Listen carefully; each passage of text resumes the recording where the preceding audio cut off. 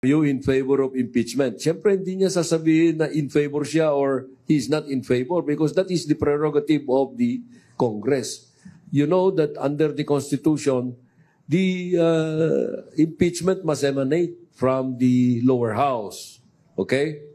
Now, if the President has made a statement at all about that process, it is only an opinion that he stated because he probably, the thinking of the President is that might be distracting us from our agenda and our move forward. No? But we do not say to the lower house because we cannot dictate on the lower house.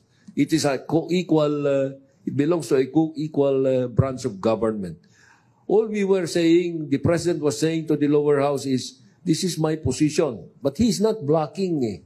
He's not blocking. He cannot do that.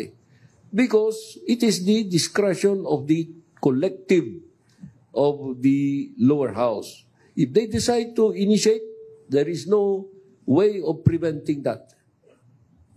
You remember, many years ago, Speaker Manny Villar, no? When he endorsed the impeachment complaint against President Erap,